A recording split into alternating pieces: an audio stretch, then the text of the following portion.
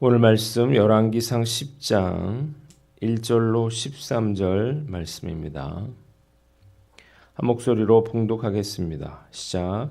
스바의 여왕이 여호와의 이름으로 말미암은 솔로몬의 명성을 듣고 와서 어려운 문제로 그를 시험하고자 하여 예루살렘에 이르니 수행하는 자가 심히 많고 향품과 심히 많은 금과 보석을 낙타에 실었더라. 그가 솔로몬에게 나와 자기 마음에 있는 것을 다 말하매 솔로몬이 그가 묻는 말에 다 대답하였으니 왕이 알지 못하여 대답하지 못한 것이 하나도 없었더라. 스바의 여왕이 솔로몬의 모든 지혜와 그 건축한 왕궁과 그 상의 식물과 그의 신하들의 좌석과 그의 시종들이 시립한 것과 그들의 관복과 술관원들과 여호와의 성전에 올라가는 층계를 보고 크게 감동되어 왕께 말하되 내가 내 나라에서 당신의 행위와 당신의 지혜에 대하여 들은 소문이 사실이로다. 내가 그 말들을 믿지 아니하였더니 이제 와서 친히 본즉 내게 말한 것은 절반도 못되니 당신의 지혜와 복이 내가 들은 소문보다 더하도다. 복되도다 당신의 사람들이여 복되도다 당신의 이 신하들이여 항상 당신 앞에 서서 당신의 지혜를 들음이로다. 당신의 하나님 여호와를 송축할지로다. 여호와께서 당신을 기뻐하사 이스라엘 왕위에 올리셨고 여호와께서 영원히 이스라엘을 사랑하심으로 당신을 세워 왕으로 삼아 정의와 공의를 행하게 하셨도다 하고 이에 그가 금 120달란트와 심히 많은 향품과 보석을 왕에게 드렸으니 스바의 왕이 솔로몬 왕에게 드린 것처럼 많은 향품이 다시 오지 아니하였더라. 오빌에서부터 금을 실어온 히람의 배들이 오빌에서 많은 백단목과 보석을 운반하여 오매 왕이 백단목으로 여호와의 성전과 왕궁의 난간을 만들고 또 노래하는 자를 위하여 수금과 비파를 만들었으니 이 같은 백단목은 전에도 온 일이 없었고 오늘까지도 보지 못하였더라. 솔로몬 왕이 왕의 규례대로 스바의 여왕에게 물건을 준 것 외에 또 그의 소원대로 구하는 것을 주니 이에 그가 그의 신하들과 함께 본국으로 돌아갔더라. 아멘. 오늘은 열왕기상 10장 1절로 13절 말씀을 가지고 스바 여왕의 방문이라고 하는 제목으로 말씀 나눔하도록 하겠습니다. 먼저 1절로 5절 말씀인데요. 한번 따라해 봅시다. 스바의 여왕이 여호와의 이름으로 말미암은 솔로몬의 명성을 듣고 와서. 스바 여왕은 솔로몬의 명성을 듣고 그를 시험해 보려고 사신들을 데리고 예루살렘을 직접 방문했습니다. 스바라고 하는 나라는 지금의 예멘에 해당하는 지역에 위치한 나라로서 사베한 왕국을 말합니다. 이 스바는 위치상 비교적 안전한 변방지대여서 독자적인 정치와 경제 문화를 가질 수 있었습니다.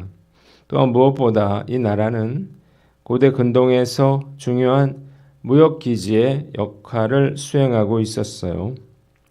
이런 지리적인 이점으로 인해서 근동 북방의 여러 나라들 또 아프리카, 인도, 지중해 국가들은 스바를 통해서만 향료, 보석, 황금 등을 수입할 수가 있었습니다.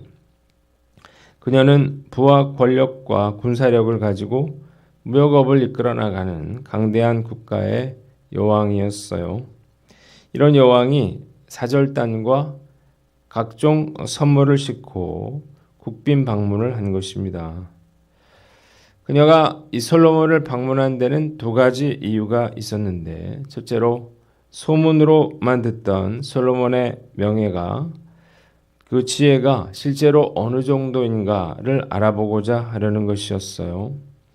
고대 아라비아인들은 지혜로 유명한 족속들이었고 특히 스바 여왕은 지혜의 여왕으로 이름이 나 있었다고 합니다. 둘째로 경제적인 목적인데요. 당시 솔로몬은 홍해 근처에 에시온 게벨 항구를 가지고 홍해와 아라비아 반도를 중심으로 활발한 무역 활동을 하고 있었습니다. 스바 여왕은 이스라엘과 통상을 맺어서 남아라비아에까지 확장된 솔로몬의 무역권을 상업적으로 활용하려고 했던 거예요. 한번 따라해 봅시다. 성공을 쫓지 말고 하나님을 쫓으라. 솔로몬은 한 번도 자신의 이름을 드높이고 자신의 지혜를 자랑하려고 하지 않았습니다. 그가 하나님께 드렸던 일천번제 역시 어떤 의도를 가지고 하나님께 드린 것은 아니었습니다. 단지 하나님을 사랑하는 마음에서 일천번제를 드린 거예요. 그런데 하나님께서 그의 마음을 기쁘게 여기셔서 지혜를 주시고 그가 구하지 않은 장수와 부도 허락해 주신 것입니다.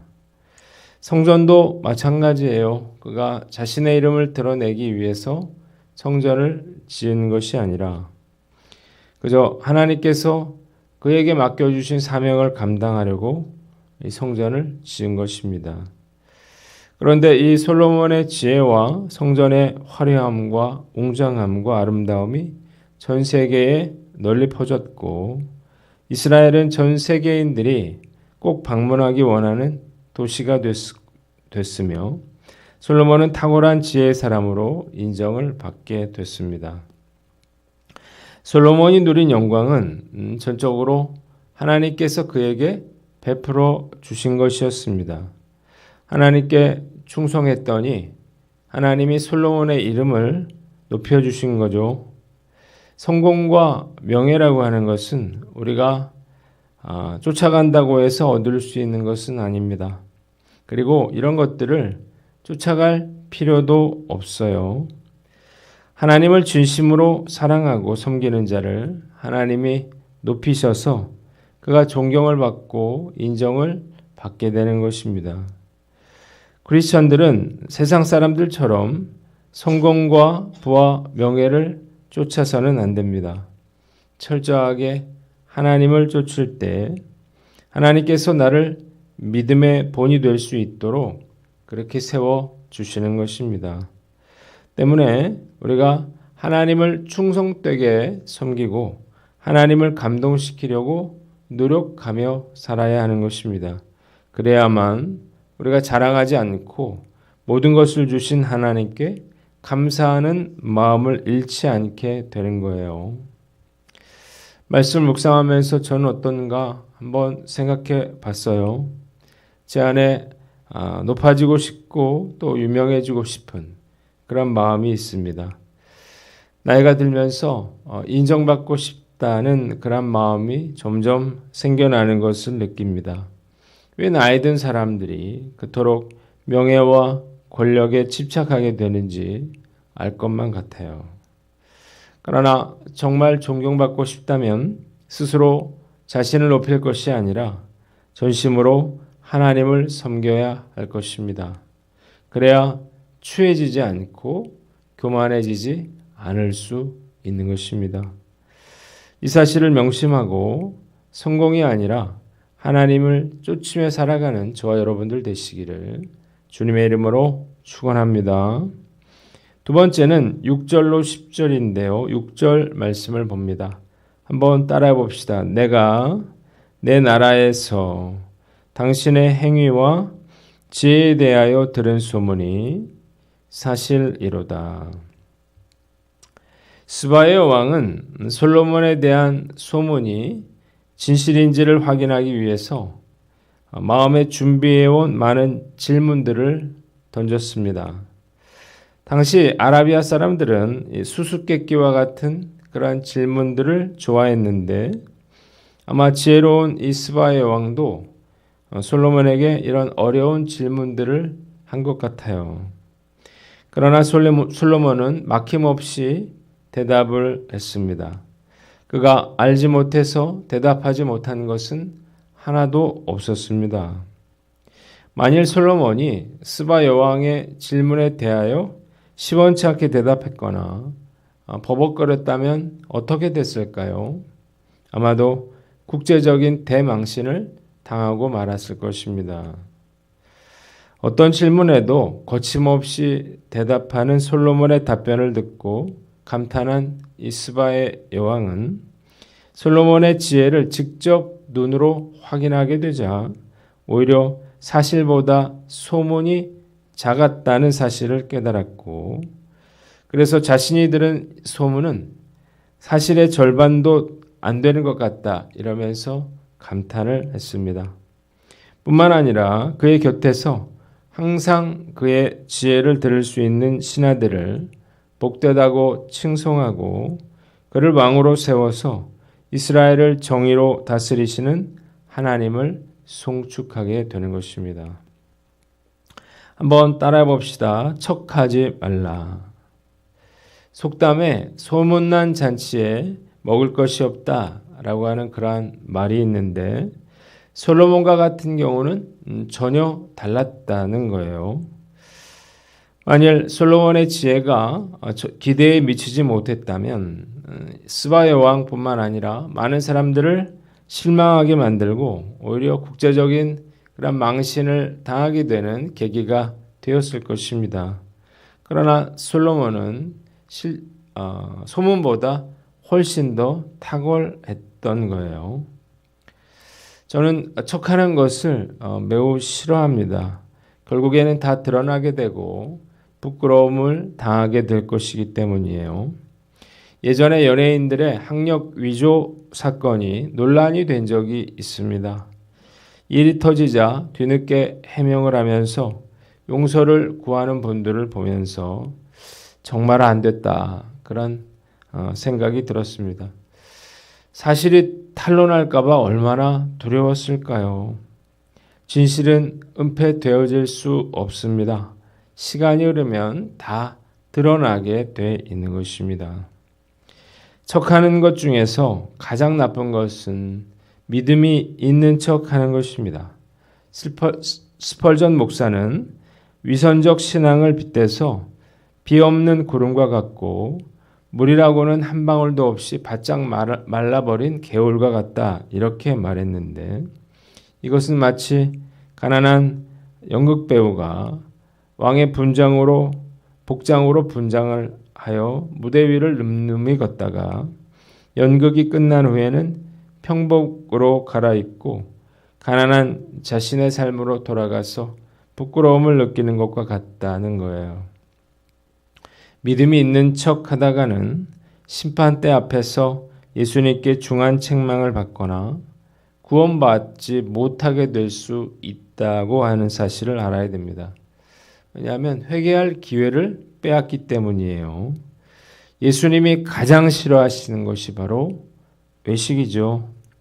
나는 어떤가 우리가 한번 살펴보고 아무리 금욕적 생활과 경건한 모습으로 신앙의 빛 좋은 허울을 쓰고 있더라도 결코 하나님을 속일 수가 없을 것입니다. 오늘 나는 어떤가 한번 돌아보시고 척하지 않고 진짜 믿음의 사람 되시기를 주님의 이름으로 축원합니다. 두 번째는 하나님께 영광을 돌리게 하라는 것입니다. 한번 따라해 봅시다. 하나님께 영광을 돌리게 하라. 솔로몬의 지혜와 이스라엘의 부강함을 보고 감탄한 스바의 왕은 솔로몬을 세우신 여호와 하나님께 찬양과 영광을 올려드립니다. 이방 나라의 왕이 이 솔로몬의 지혜에 감동해서 여호와 하나님을 송축하는 건데요. 성경에는 이런 위대한 일들을 행한 그런 사람들이 나옵니다. 다니엘과 같은 그런 사람들인데 다니엘서 2장 47절에 보면 다니엘이 느부갓네살의 왕의 꿈을 해석을 하자 느부갓네살 왕 역시 하나님을 인정하고 하나님께 영광을 올려드립니다. 정말 멋진 장면이 아닐 수 없는데 스바의 왕과 느부갓네살 왕으로 하여금 하나님께 영광을 돌리도록 만든 이런 솔로몬과 다니엘처럼 우리 믿음의 사람들도 이런 위대한 꿈을 이루며 살아야 하는 것입니다. 하이든이 천지창조를 작곡해서 연주회를 할 때에 참석했던 모든 사람들이 너무 감동이 돼서 우리 1시간 동안 기립박수를 하면서 하이든이야말로 진짜 위대한 작곡가라고 칭찬을 했습니다. 이때 하이든이 조용히 말했는데 이것은 내가 한 것이 아닙니다. 하나님이 주신 것입니다. 라고 말을 했다는 거예요. 정말 환상적인 장면이 아닐 수 없습니다. 나를 통해서 불신자들이 감동하고 또 예수님을 믿고 싶어지고 하나님께 영광을 올려드리도록 해야 합니다. 이 일을 위해서 제가 부름받았는데 주님께서 저와 여러분들에게 이 지혜를 주셔서 우리의 생명이 다하는 날까지 최선을 다해 사명 감당하는 저와 여러분들 되시기를 주님의 이름으로 축원합니다. 마지막으로 10절로 13절인데 10절을 봅니다. 한번 따라해 봅시다. 스바의 왕이 솔로몬 왕에게 드린 것처럼 많은 향품이 다시 오지 않았더라. 오늘 해설에 스바의 왕이 솔로몬에게 준 것처럼 많은 향품과 보석이 다시 오지 않았다. 그리고 이 같은 백향목은 전에도 온 일이 없었고 오늘까지도 보지 못하였다라고 하는 표현이 나오는데 이것은 이때가 바로 솔로몬의 최전성기고 그 이후로는 이와 같은 번영과 영광을 누리지 못했다는 말입니다. 안타깝게도 솔로몬의 인생에서도 이때가 최전성기였고 이스라엘의 전체 역사 속에서도 이 솔로몬의 때가 바로 최전성기였습니다. 솔로몬도 이스라엘도 하나님의 말씀에 불순종하게 되면서 이 영광도 사라지게 된 것입니다. 한번 따라해 봅시다. 영광을 회복하라. 교회의 부흥과 또 영광의 시대를 살아온 그러한 목회자로서 착잡함을 느낍니다. 요즘 드라마나 영화에서 교회가 조롱과 비웃음의 대상이 되고 있는 것을 생각하면 너무 가슴이 아픕니다. 그러나 우리가 낙심하고 옛날을 그리워하면서 이렇게 주저앉아 있을 일이 아니죠. 예전에 우리 선배들이 했던 것처럼 다시 한번 우리가 말씀과 기도를 사모하고 성령의 충만한 은혜를 구하고 각 사람의 삶 속에서 정의와 공의를 행한다면 다시 교회는 잃어버린 영광을 회복하고 세상의 빛이 될 수 있을 것입니다. 이를 위해서 우리 각자에게 맡겨주신 일에 충성함으로 한국교회에 다시 한번 놀라운 하나님의 영광이 임하시기를 주님의 이름으로 축원합니다. 기도하겠습니다. 하나님 아버지, 모든 위선과 불순종을 버리고 주님께 충성함으로 다시 한번 주의 영광이 임하는 한국교회가 되게 하여 주시옵소서.